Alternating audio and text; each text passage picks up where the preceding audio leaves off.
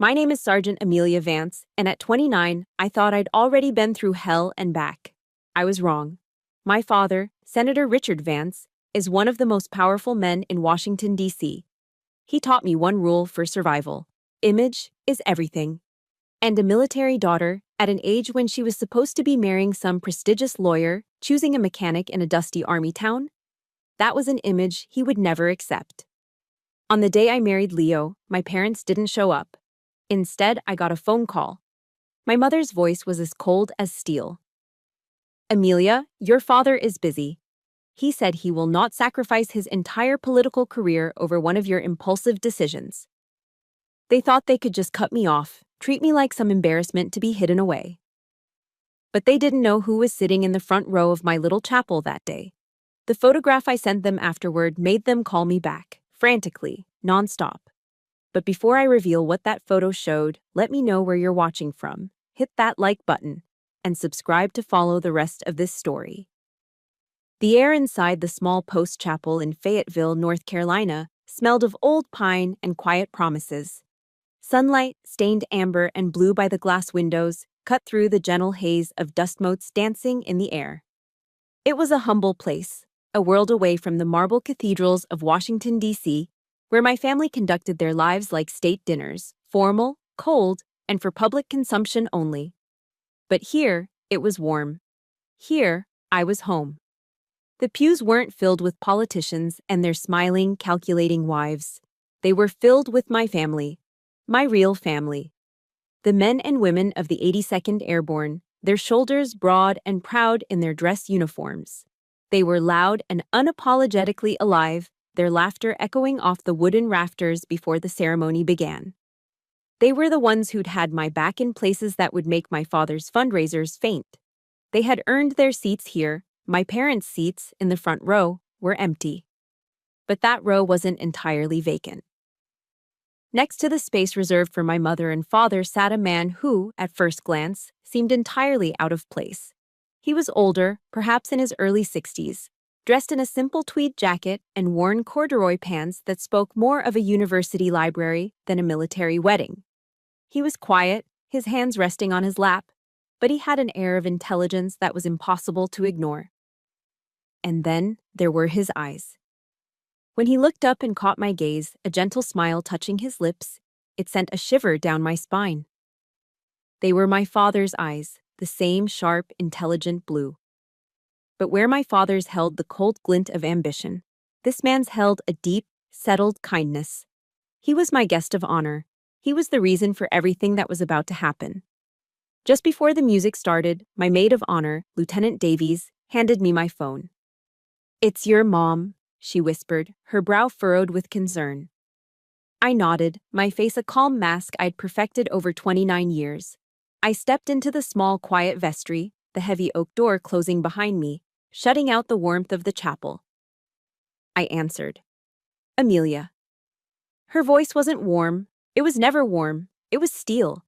The kind of polished, cold steel you see in a surgeon's tray. There was no, "How are you?" No, "Are you happy?" No, "Congratulations on your wedding day." "Mother," I replied, my own voice even. A soldier's voice. "I'm calling to let you know that your father and I won't be able to make it," she said. It wasn't an apology. It was a statement of fact, delivered with the same emotional investment as a weather report. "He's incredibly busy. There's a vote on the transportation bill, and he can't afford to be seen out of town." I remained silent. I knew what was coming next.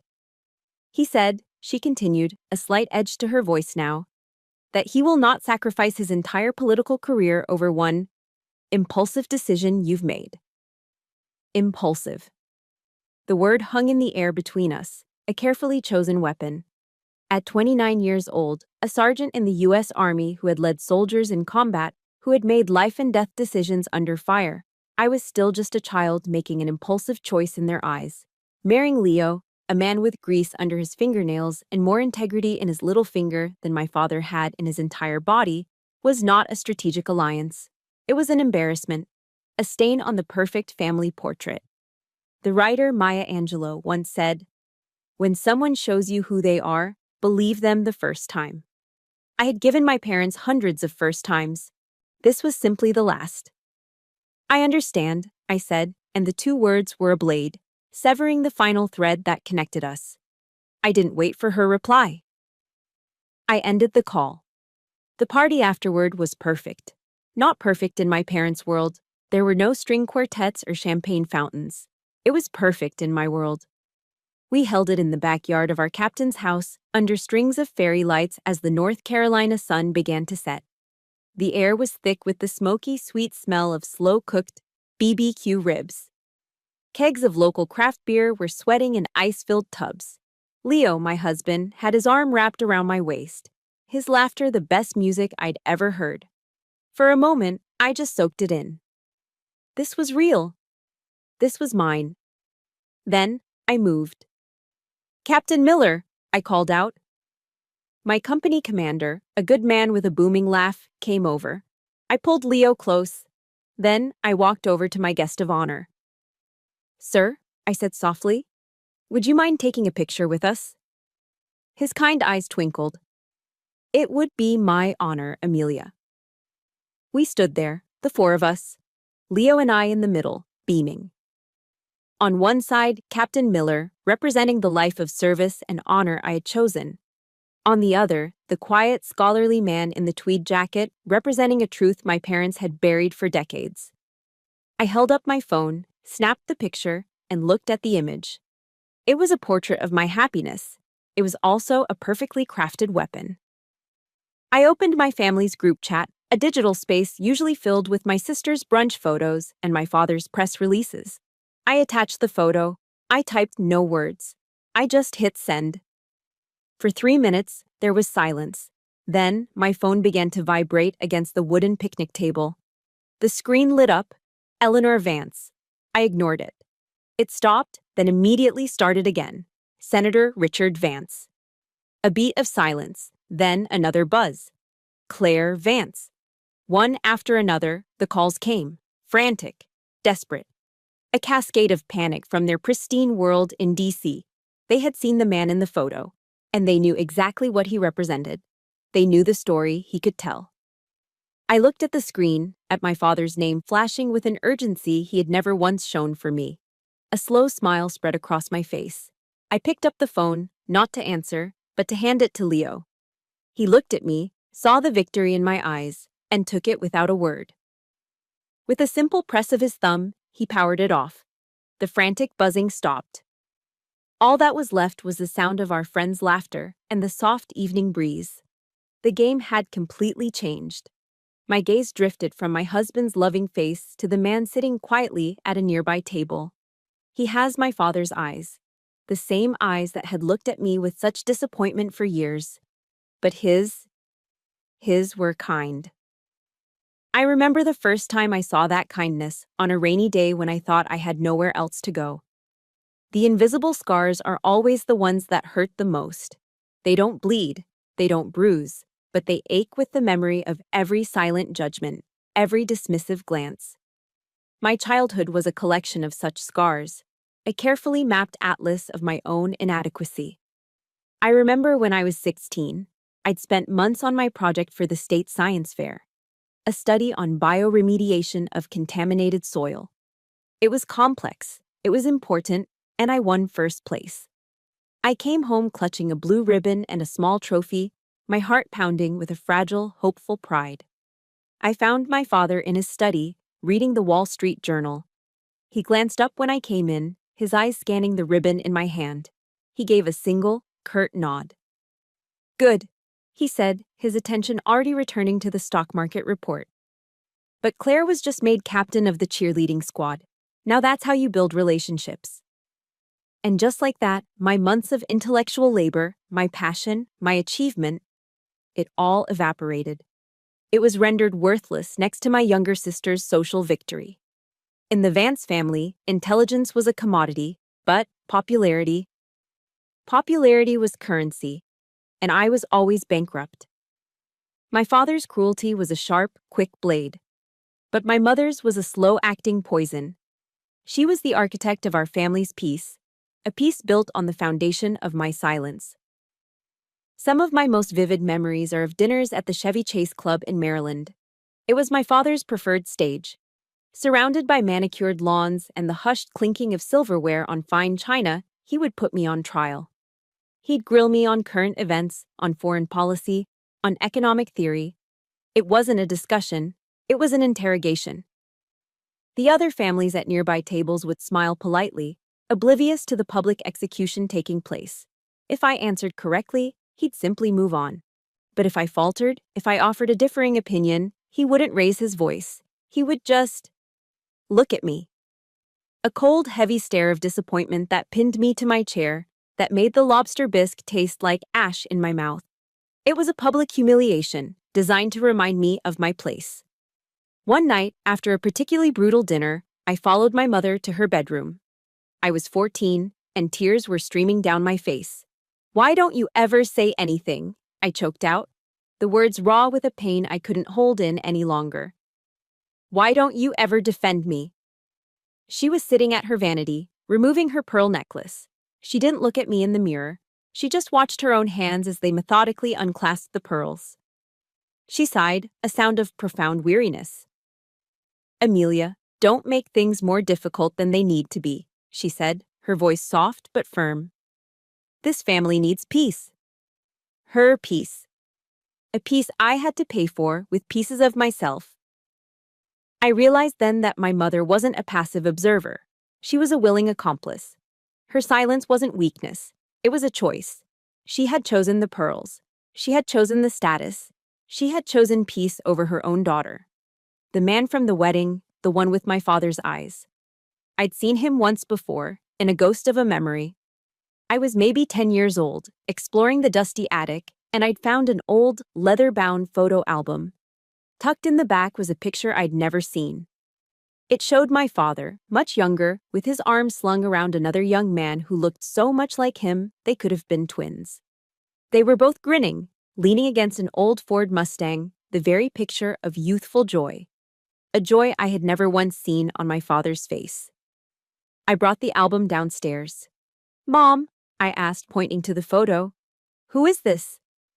The change in her was immediate and terrifying. Her pleasant smile vanished, replaced by a tight, angry mask. She snatched the album from my hands. Her fingers, usually so graceful, were like claws as she tore the photograph from its paper corners. She ripped it in half, then in half again, and dropped the pieces into the wastebasket. "We do not speak of this person," she said, her voice a low, dangerous hiss. "Ever." I never asked again, but the image of that smiling man was burned into my memory. The day I finally met him, I was 18. It had been another terrible fight with my father. I don't even remember about what. Something about my college applications. He had called my ambitions unrealistic and unbecoming. I had finally screamed back, and the shock on his face was followed by a rage so cold it froze the air in the room. I ran. I ran out of the house, out into a torrential downpour that soaked me to the bone in seconds. I just walked, aimlessly, tears mixing with the rain on my face, until I found myself standing under the dripping awning of a small, quiet bookstore.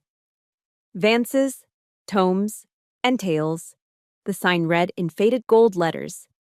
The door opened, and a man stood there. He was older, with streaks of gray in his dark hair, and the saddest, kindest eyes I had ever seen. The eyes from the photograph. "You're going to catch your death out there," he said, his voice gentle. "Come in. Let me make you some hot chocolate." I was so tired, so beaten down, that I didn't even hesitate. I stepped inside, into a sanctuary that smelled of old paper, leather, and brewing coffee. He didn't ask my name. He didn't ask why I was crying. He just handed me a warm mug, wrapped a thick wool blanket around my shoulders, and sat in an old armchair across from me. He just listened as the entire story of my lonely, gilded childhood poured out of me. He was Daniel Vance, my father's younger brother, my uncle, the man my family had tried to erase. He never once told me what to do. He just listened. Sitting there, in that haven smelling of old paper and rain, I realized I had a choice. I didn't have to live in their cold, perfect house forever. But what would a life of my own even look like? And where would I even begin? family isn't always blood. Sometimes it's a quiet bookstore in a historic Virginia town that smells of aging paper and cedar. Sometimes it's the person who sees the exhaustion in your eyes and doesn't try to fix you. For me, it was both. And it began with my uncle, Daniel Vance. After that first rainy night, his bookstore became my secret sanctuary. Whenever I could get away from the suffocating perfection of my life in DC, I would drive the 2 hours to his small town. I'd spend afternoons tucked away in a worn leather armchair, reading poetry while he worked. He never pushed me to talk about my father. In fact, he rarely mentioned his brother's name. Instead, he taught me things my father never did. He taught me how to listen. Not just to wait for my turn to speak, but to truly hear. He taught me how to debate an idea with respect, how to disagree without being disagreeable. My father saw differing opinions as a threat. Daniel saw them as an opportunity to learn. We'd argue about everything from fiscal policy to the novels of Faulkner, and at the end of it, he would always smile and say, "You have a remarkable mind, Amelia." No one had ever said that to me before. In my father's house, my mind was a tool for performance. Here, it was something to be valued for its own sake. Sometimes for lunch, he would walk to the deli next door and bring back 2 pot roast sandwiches, overflowing with tender beef and caramelized onions on thick, crusty bread.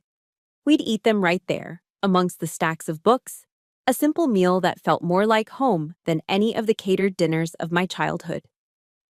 That bookstore wasn't just a place of refuge, it was where I began to rebuild myself. It was also where I met Leo. My beat-up 10-year-old Honda finally gave out one summer afternoon, rattling to a stop just a block from Daniel's store. I called him, frustrated and near tears, and he said, "Don't worry, I know a guy." 20 minutes later, a tow truck pulled up and Leo stepped out. He wasn't what I expected. He wasn't some slick, handsome lawyer my father would have approved of. He was tall and lean, with kind eyes and hands stained with the honest grit of his work. There was a quiet confidence about him, a stillness. He didn't just fix the car. As he worked, he noticed the dark circles under my eyes, the slight tremor in my hands from the constant stress. He looked up from the engine and said, "You look like you're carrying the world on your shoulders." It was such a simple, direct observation. No judgment, no pity, just a fact. And for some reason, it made me want to cry.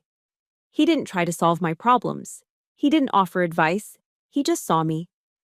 Our first date wasn't at a fancy restaurant with a wine list and valet parking. He invited me to his garage. It was a cavernous space that smelled of motor oil, metal, and potential. In the corner, next to a half-finished engine block, was an old charcoal grill. He handed me a cold beer, and we grilled hamburgers while he told me about his passion. He wasn't just a mechanic who fixed broken things. He was an inventor, an artist who worked in steel. He talked about his dream of building affordable, environmentally friendly engines, his eyes lighting up with a fire I found captivating. For the first time, I was with a man who wasn't trying to impress me with his power or his connections. He was impressing me with his purpose. That night, sitting on overturned milk crates in a garage, eating a perfectly charred hamburger, I felt more seen and more valued than I ever had in my father's marble-floored mansion. This man wasn't trying to fix me. He was just patiently, quietly, being with me. And in his presence, I found I could finally start to heal myself. One evening, a few years later, after Leo and I had become serious, I was at the bookstore with Daniel. It was late, and a soft rain was tapping against the windows. I finally asked him the question I had held back for so long. "Why did they cut you out, Daniel? Why did Dad erase you?" He was quiet for a long time, staring out at the rain-slicked street. He looked older in that moment, the sadness in his eyes more pronounced.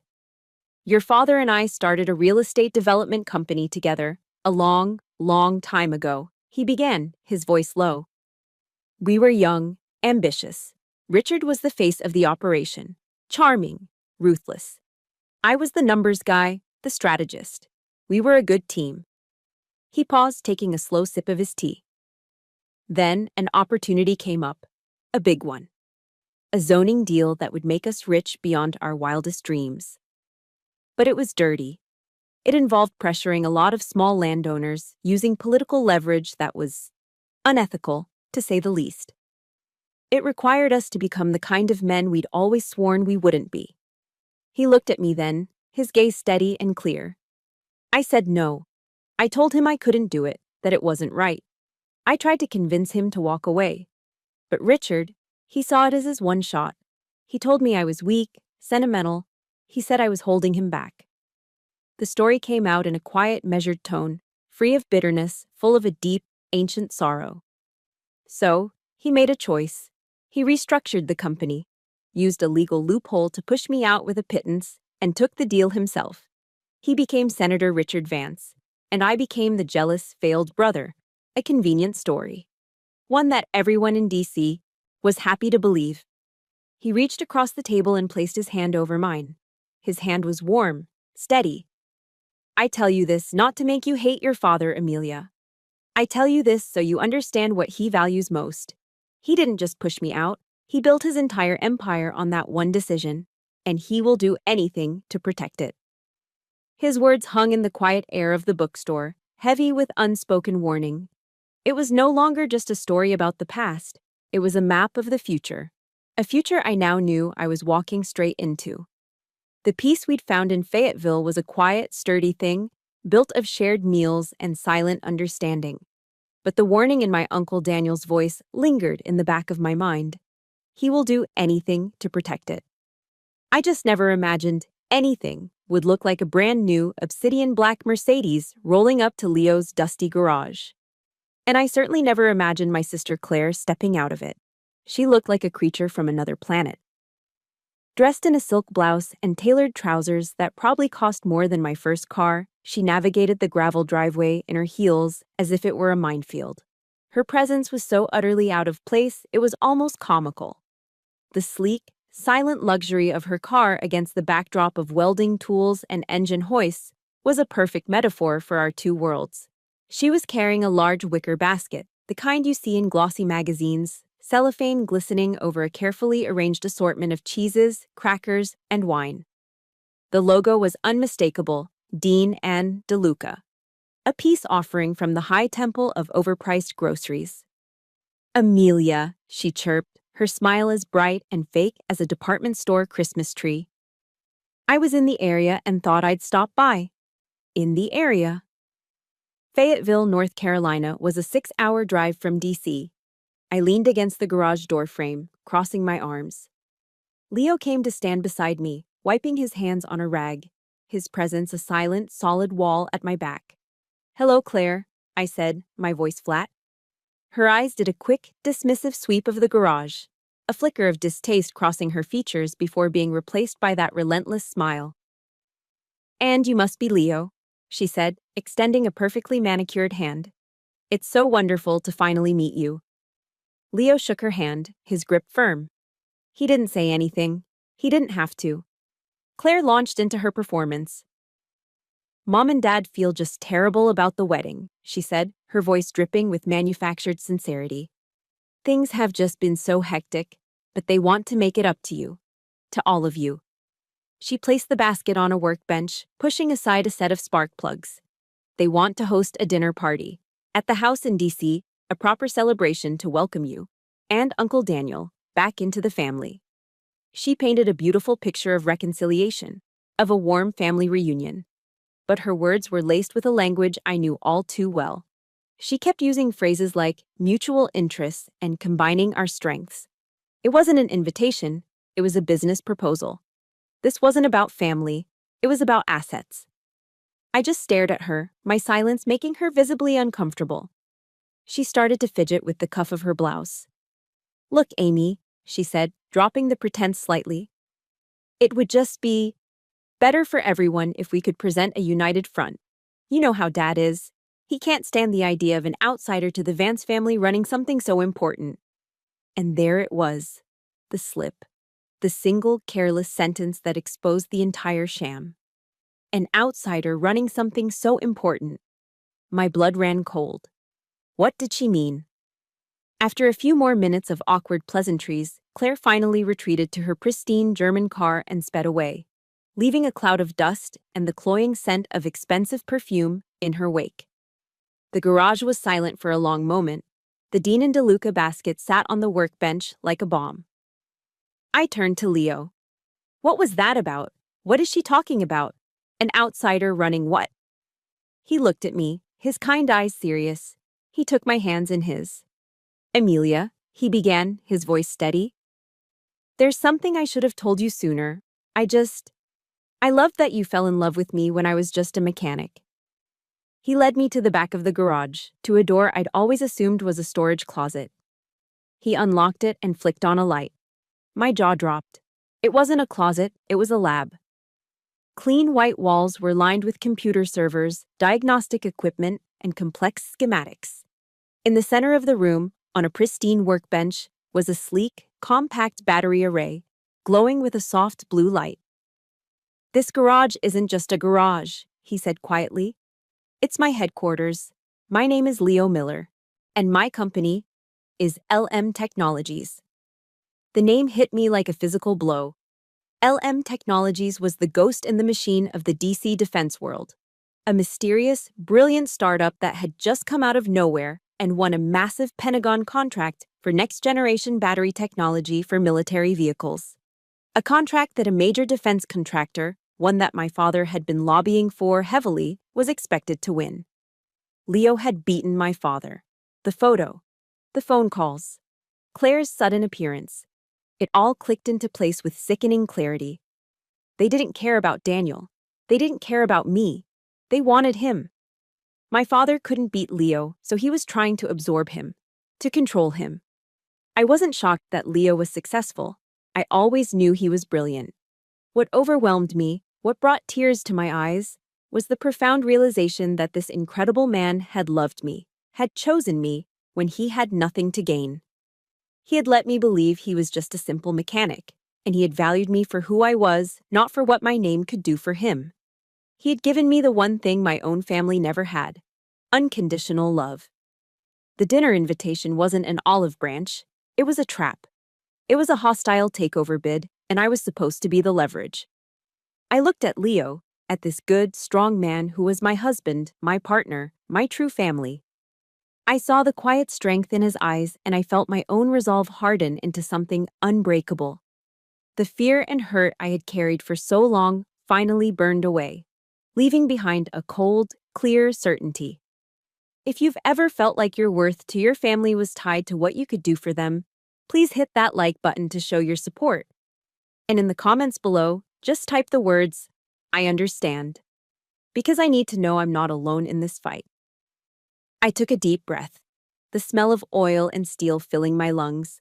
It was the smell of my real life, my real home. "I'm going," I said, my voice quiet but firm. But not to reconcile. I looked him straight in the eyes. I'm going to end it. Walking into my childhood home in Georgetown was like stepping onto a perfectly preserved movie set. Everything was exactly as I remembered. The gleaming hardwood floors, the impossibly high ceilings, the suffocating silence that clung to the air like dust. Every surface was polished to a mirror shine. Every flower arrangement was flawless. Every object was placed with architectural precision. It was a beautiful house. It had never been a home. My father, Senator Richard Vance, greeted us at the door, his face arranged into a mask of paternal warmth that didn't quite reach his eyes.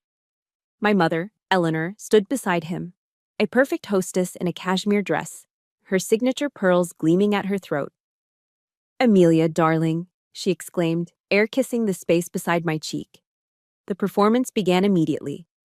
My father clapped Leo on the shoulder with a familiarity that was nauseating. "Leo, my boy, it's a pleasure.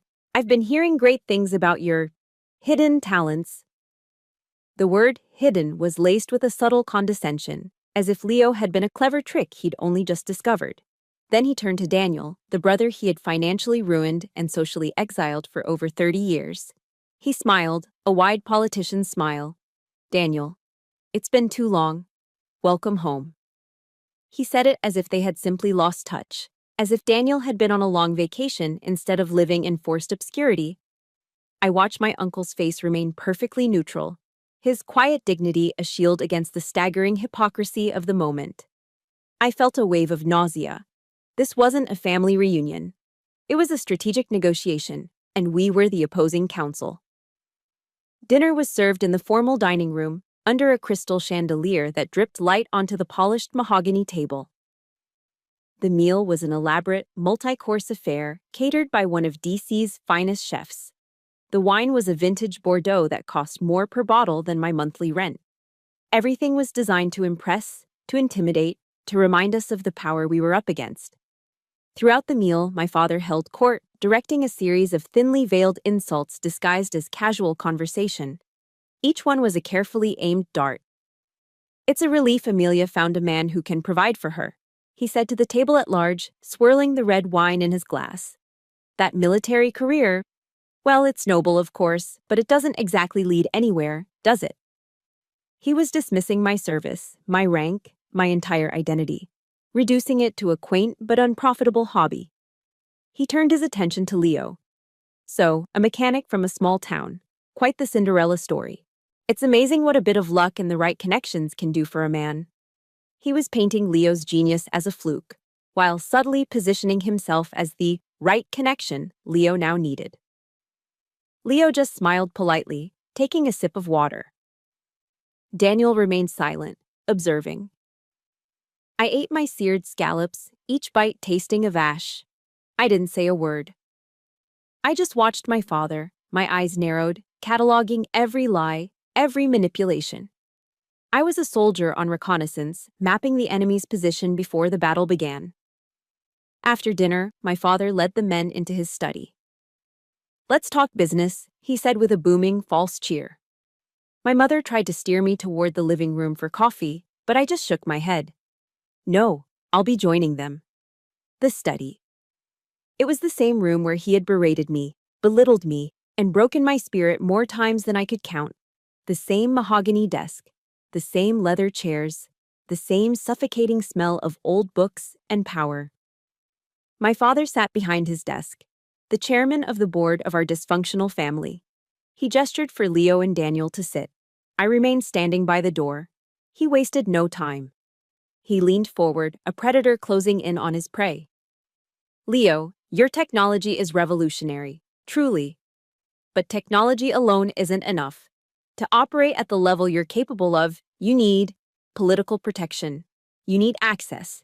You need a brand." He steepled his fingers. "I have a proposal. Merge LM Technologies with a subsidiary of a much larger defense contractor that I have a significant stake in. You'll maintain creative control, of course, but you'll have the full weight of our political capital behind you. You have the tech, I have the power. Together, we'd be an unbeatable team." There it was. The entire reason for this elaborate charade, the acquisition, the hostile takeover. I watched Leo. He didn't look intimidated. He looked calm, centered. He listened patiently until my father was finished. "Senator," Leo said, his voice respectful but firm, "I appreciate the offer. But my company's core values are independence and innovation. I built it to challenge the very kind of corporate bloat you're describing. I'm afraid I'm going to have to decline." The silence in the room was absolute. My father's smile froze, then slowly dissolved. His eyes, which had been feigning warmth all evening, turned to chips of ice. He stared at Leo for a long moment, as if he couldn't comprehend what he had just heard. Rejection was not a language my father understood. Then, his head snapped toward me. The fury that had been simmering beneath the surface all night finally erupted. His face twisted into a mask of pure rage, the same rage I'd seen 100 times before. He pointed a finger at me, his hand trembling. "You!" he roared, his voice bouncing off the paneled walls. "It's always you, the defiant one, the one who has to ruin every good thing." He slammed his fist on the desk, the sound like a gunshot in the silent room. "I should have known," he bellowed, his eyes burning into me. "I should have known you'd infect him with those foolish ideas." And that was it. The final crack in the dam. The one accusation that connected every scar, every humiliation, every moment of worthlessness he had ever inflicted on me. The sound of my own breaking point was a deafening silence. In the deafening silence that followed my father's roar, something inside me shifted. It wasn't a loud, violent snap, but a quiet, final click, like a lock settling into place. The fear that had lived in the marrow of my bones for 29 years simply vanished. It evaporated, leaving behind a calm so profound it felt like ice water in my veins. I lifted my head and looked directly at him. Not as a daughter, not as a disappointment, but as an equal. My voice, when it came out, was not a shout. It was low, steady, and dangerously calm. "No, Senator," I said, the formal title a deliberate, calculated strike. "I don't ruin everything. You're the one who ruined things. You ruined my childhood with the beatings you gave me in this very room." The words hung in the air, heavy and poisonous. My father's face, which had been contorted with rage, slackened into stunned disbelief. My mother let out a tiny gasp. Claire, who had crept into the room at the sound of the shouting, froze in the doorway. "Don't you dare say things that aren't true, Amelia," my mother whispered, her voice trembling. "Your father was just strict." Strict. The word was so pathetic, so inadequate, it was almost laughable. It was the lie she had told herself for decades, the flimsy curtain she had used to hide from the ugliness. I turned my cold gaze on her. "Strict?" I repeated, my voice devoid of emotion. "Is that what you call it?" I remember the sting of his leather belt on the back of my legs when I was 12 because I got a B+ in history. I remember being locked in here, in the dark, crying so hard I couldn't breathe, while the rest of you ate dinner downstairs as if nothing was wrong. I remember every single scar you chose not to see. I took a step toward her. She shrank back in her chair. "And you," I said, my voice dropping even lower. "You were there. You saw all of it. You heard the crying. But you chose your pearls and your reputation over your own daughter. You chose this house over a home." I let the accusation settle, then delivered the final, fatal blow. "Your silence hurt more than his leather belt ever did." My mother made a small, wounded sound, like an animal in pain. She clutched her pearl necklace as if it were a life raft, her knuckles white. She finally looked broken. I turned my back on them and walked to Leo's side. I took his hand, our fingers lacing together, a silent declaration of allegiance. I looked back at my father, whose face was now a pasty, slack-jawed mask of impotence. "This man," I said, my voice ringing with a clarity I had never felt before. "The man you call a mechanic taught me what kindness and respect feel like. He gave me the safety you never did. He sees a value in me that you were never capable of understanding, a value that has nothing to do with your name, your money, or your power." I felt Leo squeeze my hand, his strength flowing into me. I felt Daniel's presence behind me, a quiet pillar of support. I was no longer a girl standing alone in a tyrant's study. I was a woman flanked by her family. "I didn't come here tonight to ask for your approval," I stated, my eyes locked on my father's. "I didn't come here to negotiate. I came here to inform you." I took a final, steadying breath. "As of this moment, you no longer hold any power over my life. You are not my commander. You are not my father. You are just a politician in a room full of expensive furniture, and we are leaving." The finality in my voice was absolute. It was not a plea, it was a verdict. Without another word, I turned. Leo and Daniel turned with me. We walked, three abreast, toward the door. We didn't look back. I could feel the chaos erupting in the silence behind us. I could sense Claire, frozen in the doorway, her perfect world crumbling around her. I could hear the faint sound of my mother beginning to sob, a hollow, empty sound. I could feel the crushing weight of my father's impotent rage as he watched his power, his control, his entire narrative walk out of his life forever. For the first time, Senator Richard Vance was utterly, completely powerless. We walked through the grand foyer, past the flawless flower arrangements and the polished mirrors reflecting our unified retreat. Leo opened the heavy front door, and a gust of cool night air washed over us, cleansing. It felt like my first breath of free air. We didn't run. We walked with a calm, deliberate pace down the stone steps and onto the quiet Georgetown street. We didn't say a word until we reached our car. Behind us, the heavy oak door of the Vance house slammed shut. The sound echoed in the night, sharp and final. It wasn't just the closing of a door, it was the closing of a tomb, the end of a dark, suffocating chapter of my life. The soldier was finally, truly, on her way home. The drive back to Fayetteville from D.C. was the quietest 6 hours of my life. I didn't feel triumphant. I didn't feel angry anymore. I just felt empty. It was the hollow, aching emptiness of a battlefield after the war is over. The fight for my own soul had been won, but the cost was the final, complete amputation of my own family. It was a necessary surgery, but it still left a phantom limb that ached. When we got home, the first thing I did was take out my phone. I scrolled to my mother's contact. Her picture, a professionally taken photo of her and my father smiling at a charity gala, stared back at me. I pressed block number. I did the same for my father. It wasn't an act of anger. It was an act of sanitation, of cleaning a wound to prevent infection. It was the building of a wall, a high, steel wall. My silence was the mortar holding it together. I was no longer a player in their game. We fell back into our life in Fayetteville. The quiet rhythm of it was a balm to my raw nerves. Early morning runs, the smell of coffee brewing, the familiar hum and clank from Leo's garage. This was real. The life we were building, brick by brick, was founded on respect and honesty, not on image and power. For the first time, I felt a sense of peace that was real, not one that had been purchased with my silence. But the aftershocks of the explosion in D.C. were beginning to ripple outward. A few weeks later, I was scrolling through the news on my laptop and saw a headline in Politico. Senator Vance's influence wanes as Pentagon favors tech upstart. The article detailed how my father had failed to secure the lucrative battery contract for his preferred defense giant. It mentioned, in passing, that the contract had gone to a small, agile firm called LM Technologies. The political analysts were buzzing, questioning if the senator was losing his touch. His donors were getting nervous. I felt a grim satisfaction. I hadn't fired a shot.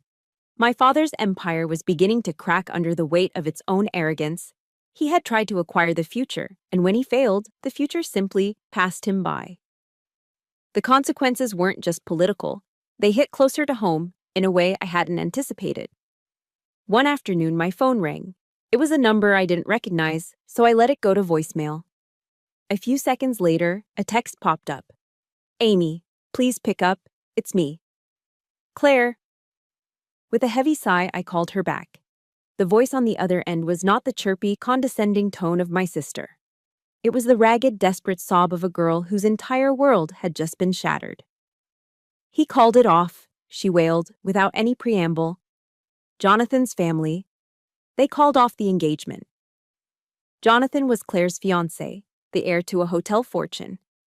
Their wedding was supposed to be the social event of the season, the ultimate merger of two powerful DC dynasties.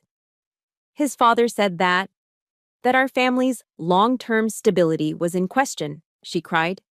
"It's because of Dad losing that contract. I know it is. And it's all your fault. You ruined everything." There it was, the blame. Even in her despair, her first instinct was to make me the villain. The old Amelia would have absorbed that guilt.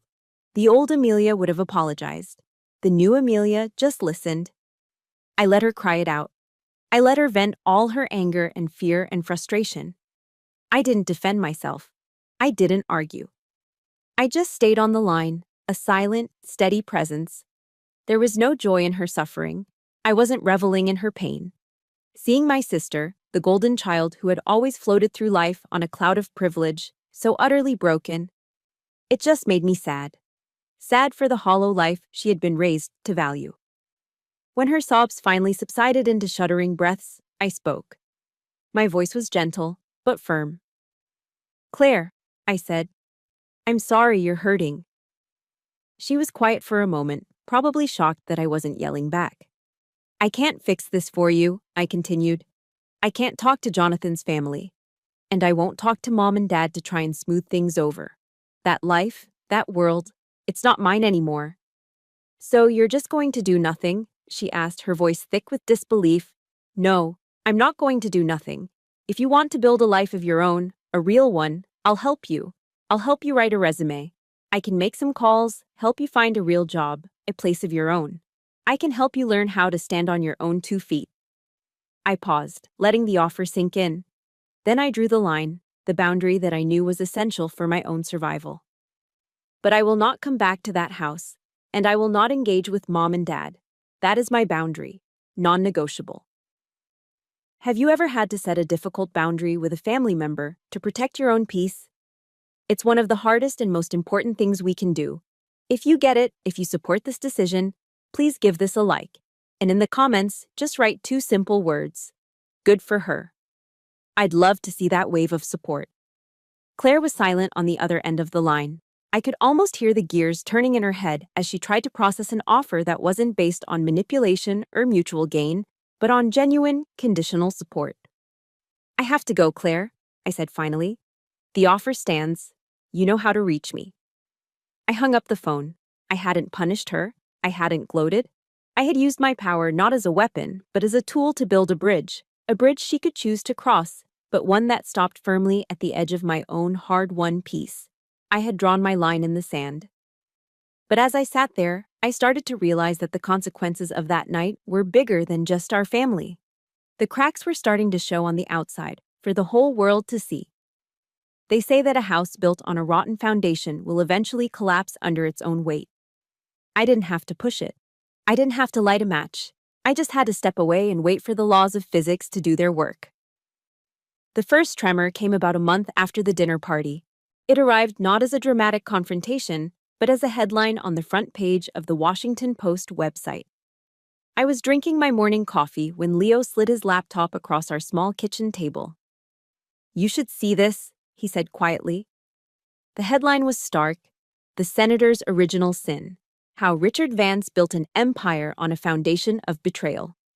It was a meticulously researched piece of investigative journalism, the kind that wins Pulitzer Prizes. A reporter had spent months digging into my father's early business dealings. The article laid out in excruciating detail the story of the unethical zoning deal. It had names, dates, and copies of old legal documents. It told the story of how a brilliant, ruthless young developer named Richard Vance had used illicit political pressure and a series of shell corporations to force his own younger brother, Daniel Vance, out of their shared company, leaving him with virtually nothing. The story was all there. My Uncle Daniel's story. The one he had told me on that rainy night in his bookstore. The article never mentioned my name. It never mentioned our family dinner. It didn't have to. It was simply the truth, finally brought into the light. And the truth was a wrecking ball. My phone started ringing almost immediately.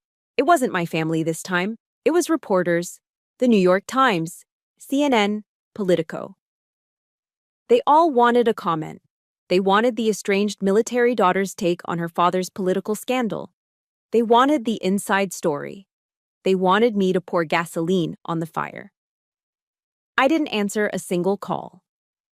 Leo and I unplugged our landline. We put our cell phones on silent. Our silence was more powerful than any statement we could have made. It was a tacit confirmation. We didn't need to join the chorus of condemnation.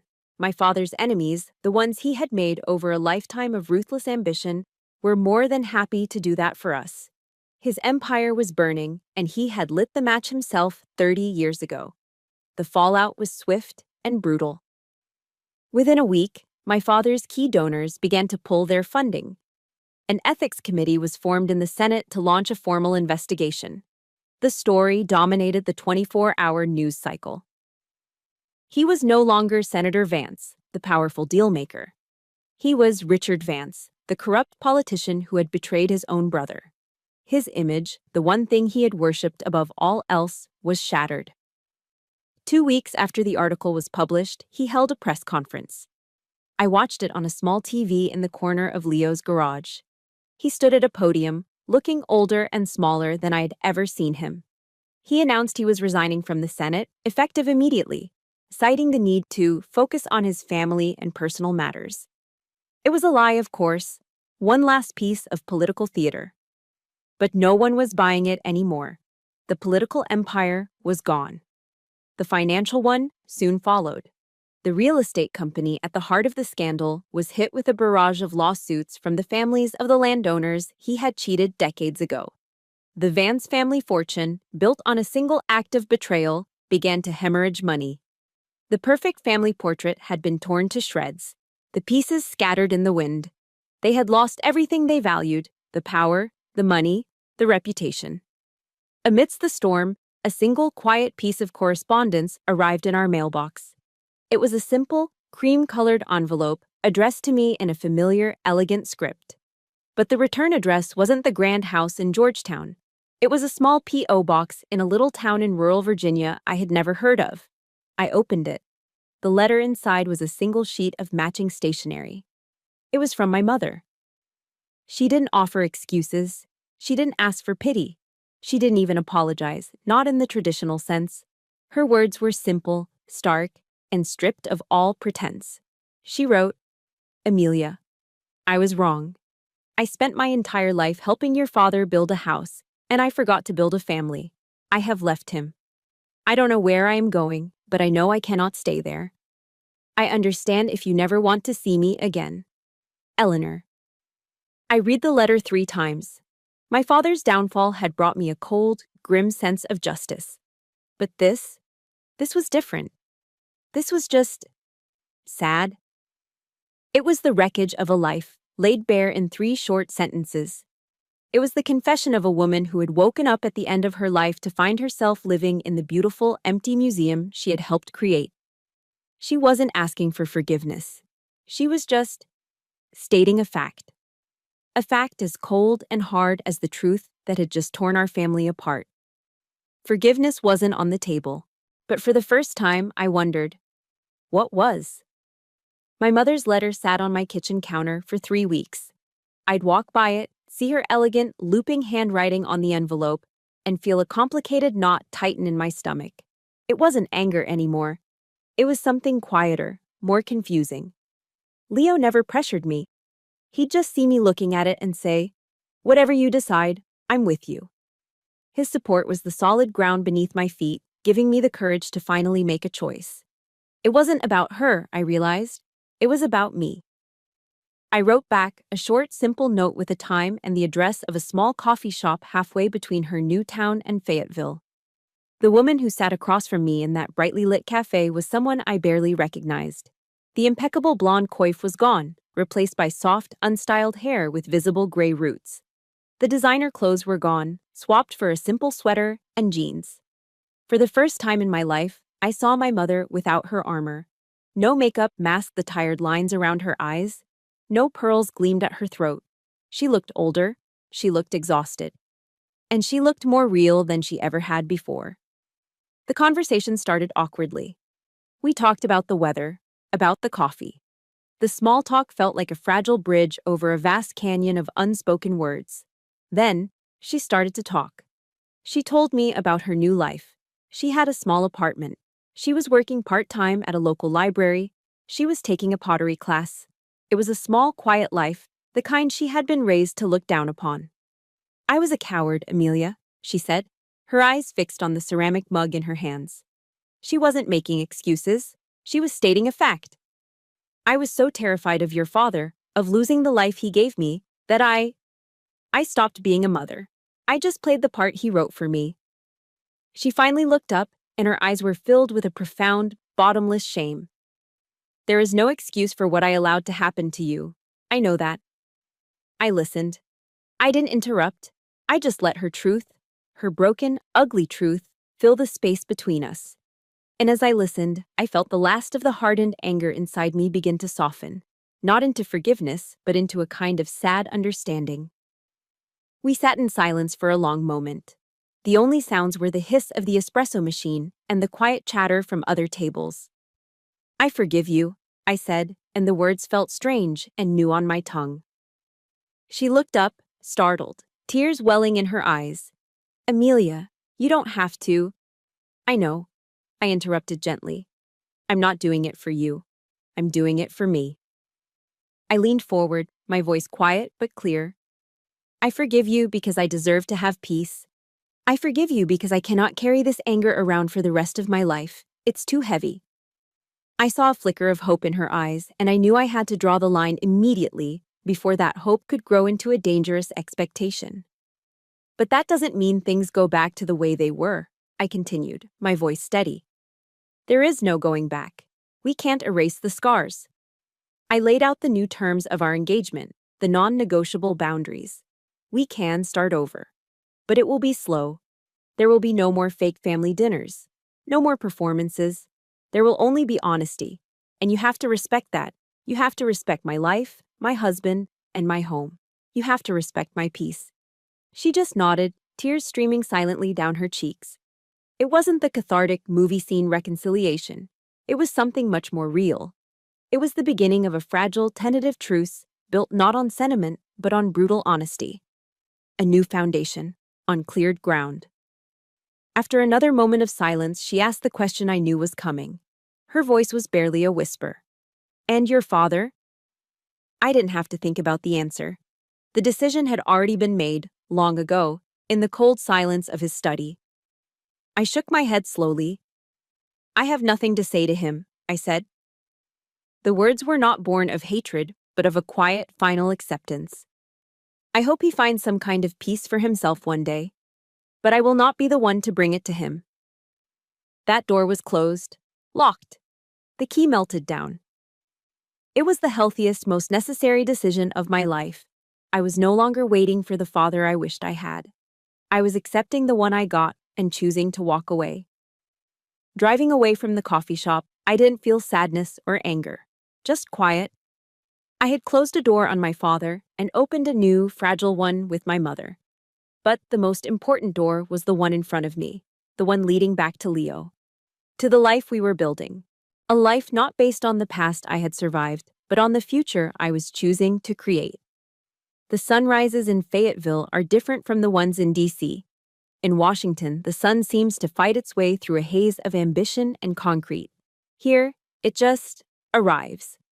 It spills golden and warm over the pine trees, promising nothing more than a new day.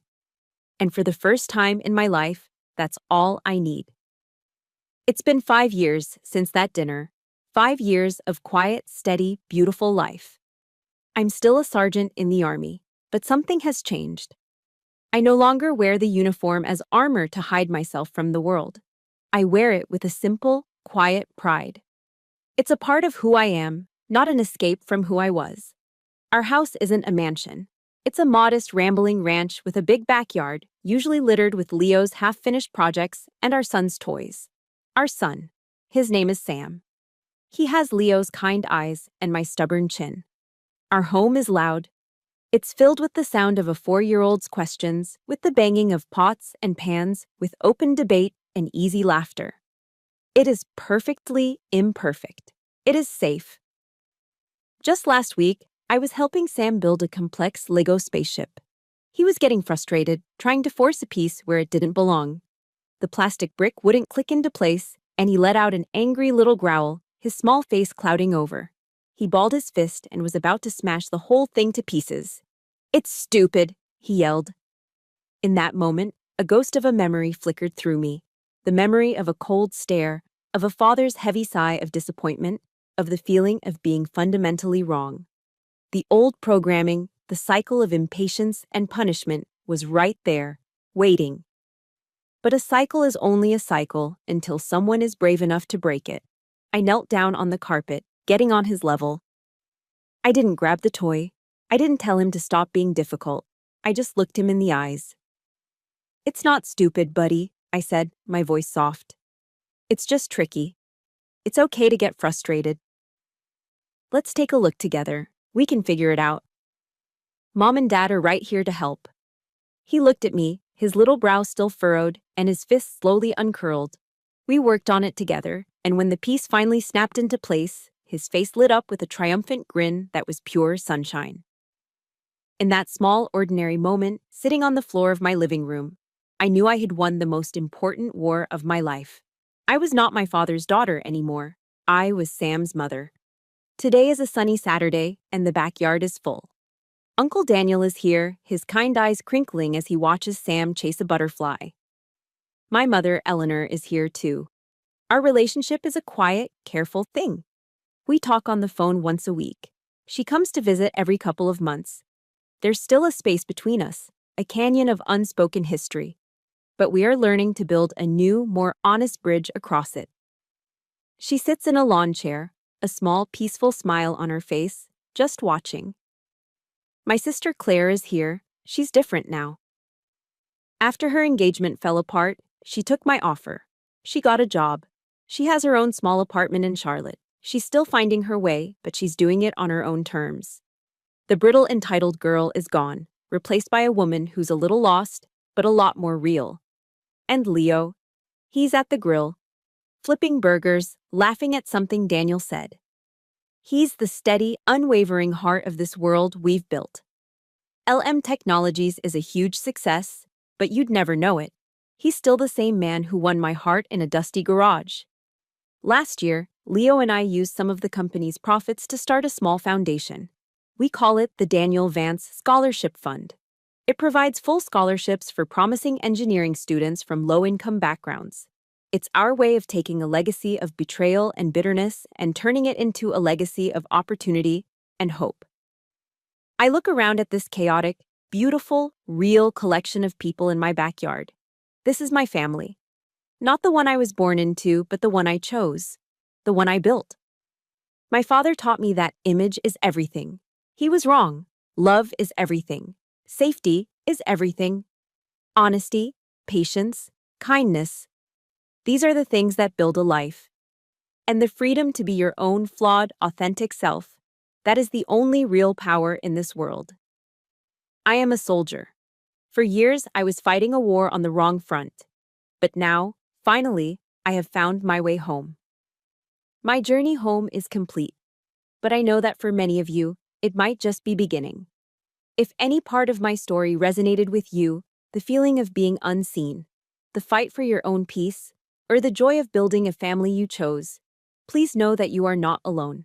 This channel is a place dedicated to stories that remind us of our own strength and our power to break the cycle.